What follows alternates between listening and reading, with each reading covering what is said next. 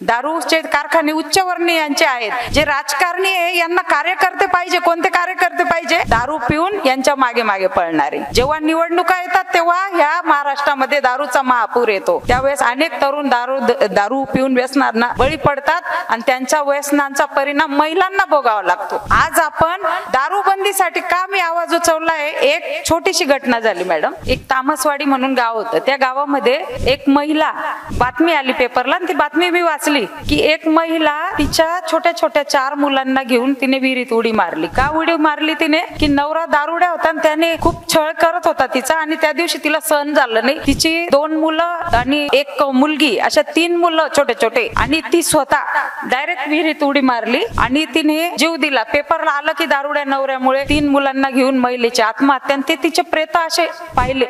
एकदम इतका शॉक बसला मला असं वाटलं की आता महिला मरायला लागल्या आणि मरायला लागल्या तर मुलांसोबत या मरायला लागल्या. त्या घटनेने मी पेटून उठली. ती एक घटना मला खूप हे झालं त्या घटनेने आणि म्हटलं नाही आता काहीतरी करायचं.